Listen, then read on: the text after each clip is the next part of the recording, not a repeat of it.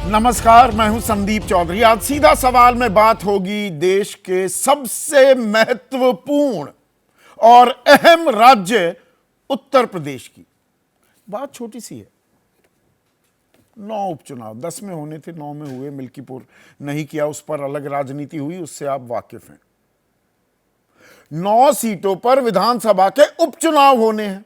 403 सीटों वाला प्रदेश, फिर भी चर्चा हो रही है, मुसलसल चर्चा हो रही है, क्योंकि वो जो छोटा पैकेट बड़ा धमाका, राजनीतिक असरात, राजनीतिक मायने, संकेत, संदेश जो उत्तर प्रदेश से आ रहे हैं। और 13 को वोट डाले जाएंगे, 23 नवंबर को जब पिटारा खुलेगा, नतीजे आएंगे, उसकी गूंज काफी दिनों तक सुनाई देने वाली है और सिर्फ उत्तर प्रदेश तक महदूद नहीं होगी। और बात 9 सीटों की, इसीलिए आज ये चर्चा बहुत जरूरी हो जाती है। और चर्चा आज क्यों कर रहे हैं? क्योंकि एक पोस्टर वॉर भी शुरू हो गया है उत्तर प्रदेश में। अब पोस्टरों में क्या लिखा हुआ है? 27 के खेवनहार। यह संजय निषाद पार्टी के सर्वे सर्वा मंत्री भी हैं, एक घटक हैं एनडीए के, बीजेपी के सहयोगी। ये कह रहे हैं जैसे निषाद राजा ने भगवान राम की नैया पार लगवाई थी, मैं भी नैया पार लगवाऊंगा बीजेपी की 2027 के विधानसभा चुनाव में। भाई सीटें तो आप यहां मांग रहे थे, संजय निषाद 2 सीटों पर ताल ठोक रहे थे, सीट नहीं मिली, तो बेगानी शादी में अब्दुल्ला दीवाना वाला कुछ हाल हो रहा है संजय निषाद का, और वो कहते घूम रहे हैं, देखिए मैं साथ हूं, टिकट ना मिली तो क्या हुआ, पूरा समर्थन हम देंगे बीजेपी को और बीजेपी की नैया पार लगाऊंगा। और अगर हमारी बात नहीं मानेंगे 2027 में, बातों बातों में ये संदेश संकेत भी दे रहे हैं, तो बड़ी मुश्किल हो जाएगी आपके लिए। पर यह पोस्टर आया क्यों? इसके पीछे भी एक दिलचस्प वजह है। वो हुआ यूं कि अखिलेश यादव 23 अक्टूबर को कुछ उनके जो अति उत्साही कार्यकर्ता हैं ना समाजवादी पार्टी के, वो कहते हैं कि भाई भैया का जन्मदिन तो 23 अक्टूबर को है, लोकसभा के रिकॉर्ड के मुताबिक, संसद के रिकॉर्ड के मुताबिक उनकी जन्मतिथि है 1 जुलाई, पर वो गांव देहात में होता है, 2 भी चलती हैं, एक ऑफिशियल होती है, एक अनऑफिशियल होती है, ये तो बहुतों के साथ होता है। तो जी उन्होंने पोस्टर लगा दिए, 27 का सत्ताधीश, 24 में बरसा जनता का आशीष, दीवारों पर लिखा है कौन होगा 27 का सत्ताधीश। यानी कि इतने उत्साहित हैं वो कि भाई हम 37 सीटें जीत गए, 80 में से लोकसभा में 6 कांग्रेस भी जीती, तो हम 27 में सरकार बनाने वाले हैं, जो 2017 और 2022 में समाजवादी पार्टी नहीं कर पाई। और यहीं पर कहानी है दरअसल इन 9 सीटों के उपचुनाव की। ये योगी वर्सेस अखिलेश है, और उत्तर प्रदेश से क्या संदेश आता है, उसी के दूरगामी राजनीतिक परिणाम होंगे। अब बहुत से लोग और नेशनल मीडिया खासकर यह बात बिल्कुल भूल गया है। 4 जून को जब नतीजे आए तो घेराबंदी हो रही थी योगी आदित्यनाथ की, हार का ठीक रहा, उन पर फोड़ा जा रहा था कि 73 से 62 ही आए थे 2019 में, 2019 की 62 से घटकर 29 सीटें घटकर हम 33 पर क्यों आए। योगी आदित्यनाथ को हटाने की बात भी होने लगी थी, और यहीं पर अभी भी वो पेंच अटका हुआ है। क्या चर्चा नहीं हो रही?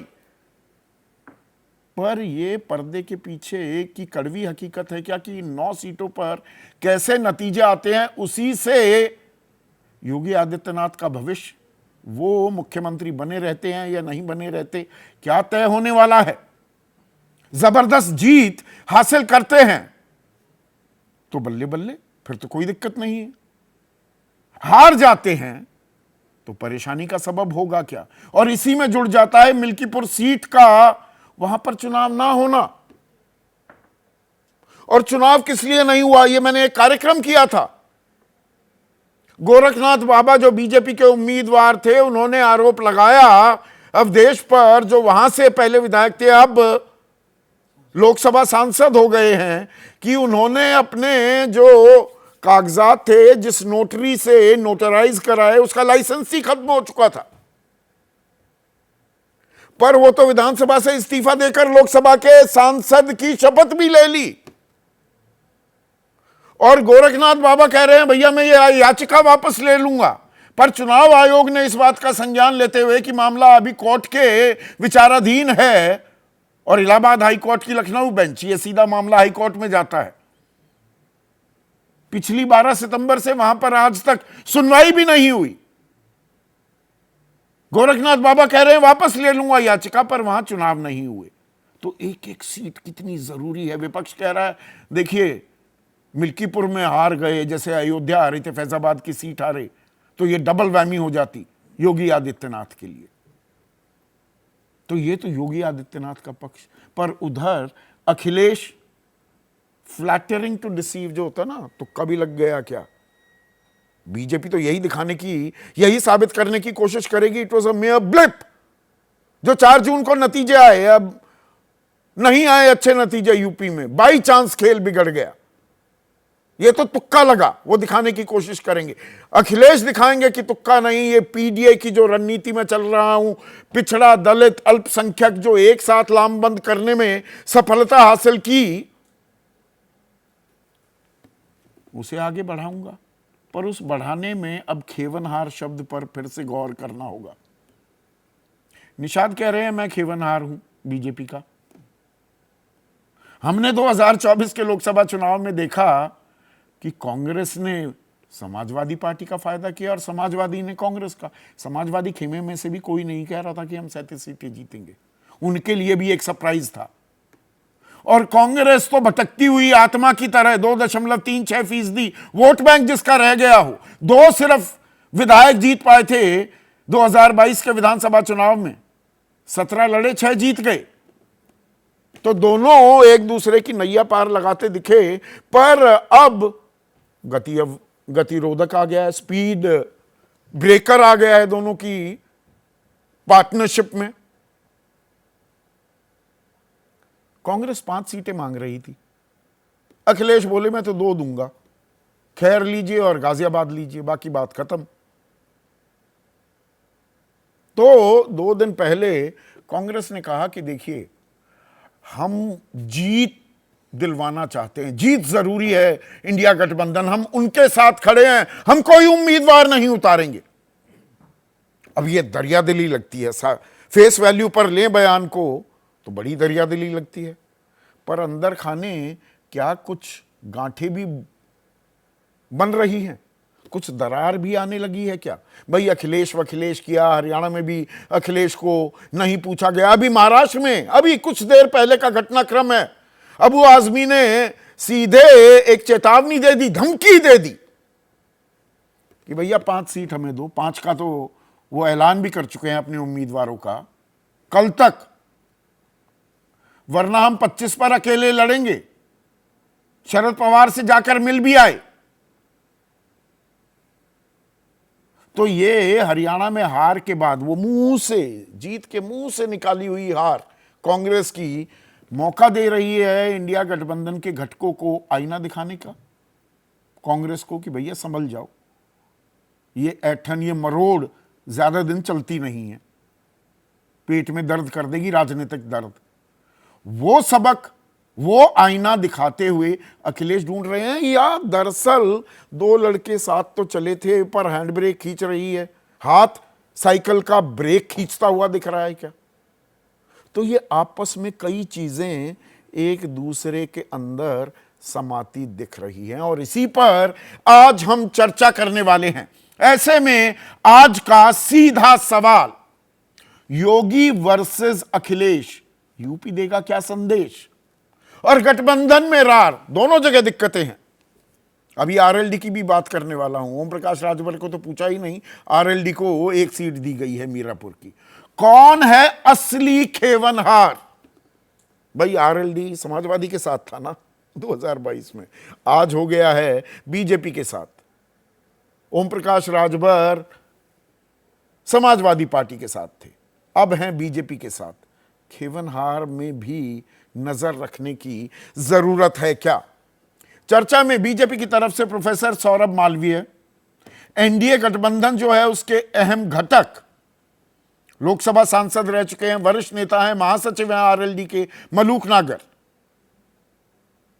कांग्रेस के राष्ट्रीय प्रवक्ता अखिलेश प्रताप सिंह, समाजवादी पार्टी के राष्ट्रीय प्रवक्ता उदयवीर सिंह, वरिष्ठ पत्रकार विनोद अग्निहोत्री स्टूडियो में मेरे साथ हैं, और मनोज राजन त्रिपाठी लखनऊ से लगातार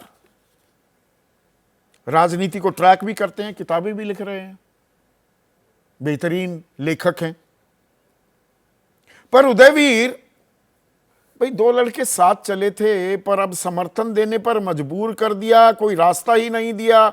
ये गठबंधन की दरार के तौर पर है या गठबंधन मजबूत होता है? सारी सीटें खुद ही अब आप लड़ेंगे, कांग्रेस के लिए 2 लायक भी नहीं छोड़ा, या कांग्रेस को ऐसा लगा कि भैया ये 2 देकर भी क्या एहसान किया जा रहा है? नौबत यहां पर आ गई गठबंधन की।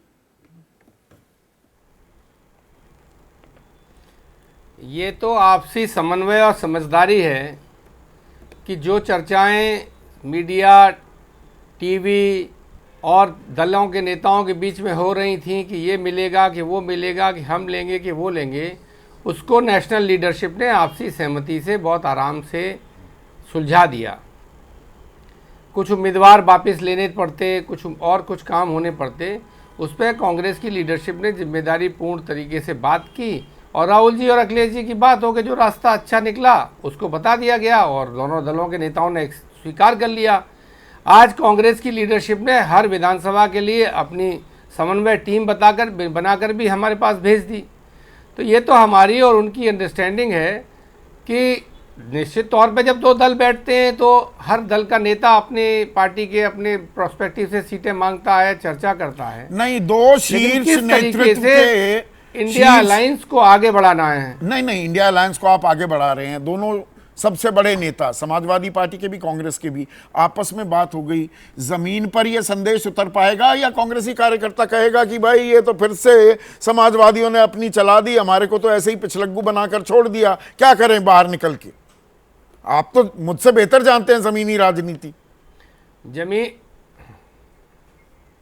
आप थोड़ा उम्मीदवारों पे अगर नज़र डालेंगे, विधानसभा देखिए ये उपचुनाव है। उपचुनाव में पहले तो अधिकांश सीटों पे पहले ही कोई न कोई व्यक्ति होता है या कुछ स्थिति होती है, तब वो सीट खाली होती है। ये जनरल इलेक्शन नहीं है। और आप अगर उम्मीदवारों पे तो नज़र डालेंगे तो आपको लगेगा कि अगर समाजवादी पार्टी कुछ सीटें छोड़ती तो शायद वही उम्मीदवार कांग्रेस से भी हो सकते थे। तो ज़मीन पर कोई झगड़ा नहीं है। और अखिलेश प्रताप जी भी पैनल पे बैठे हैं, अभी चुनाव लड़के आए हैं 24 का। आप बताएंगे, मुझे पूरा विश्वास है, तो वो निश्चित तौर पर बताएंगे कि उनके लिए समाजवादी कार्यकर्ता कांग्रेस के कार्यकर्ता से कम कमिटेड नहीं था। और यही समाजवादी पार्टी के लोगों के साथ हुआ कि कांग्रेस के लोगों ने भी पूरी ताकत से चुनाव लड़ाया। ऐसी परिस्थिति अभी आई तो वैसे आपने एक बहुत बढ़िया अभी बात कर दी, और मैं टीवी की भाषा में थोड़ा दर्शकों को समझा दूं।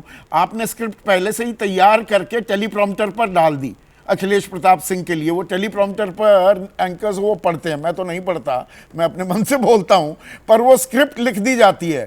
तो आपने दरअसल स्क्रिप्ट लिख दी है अखिलेश प्रताप सिंह के लिए, और आप उम्मीद ये लगा रहे हैं कि अखिलेश प्रताप सिंह शब्दशः वही पढ़ देंगे। नैरेटिव सेट कर दिया, अखिलेश प्रताप सिंह यही पढ़ने वाले हैं। एक सेकंड उनसे पूछ ही लेता हूं, उनसे ही पूछ लेता हूं। नहीं, मैं बता दूं पहले। हाँ बताइए। अखिलेश प्रताप सिंह, नहीं मैं बता देता हूं, 1 मिनट मैं ही बता दूं। अखिलेश प्रताप सिंह बहुत सीनियर स्पोक्स पर्सन है। मैं स्क्रिप्ट लिखने की स्थिति में नहीं हूं। दूसरी बात, पूरे चुनाव पॉलिटिकल प्रोसेस में हमारी इतनी बातचीत हुई है कि मुझे विश्वास है। बाकी आप बात करिए, ऐसा नहीं है कि अखिलेश प्रताप सिंह को कोई उंगली पकड़ के चला सकता है। वो सीनियर हैं, समझदार हैं, लगातार टीवी पे रहते हैं।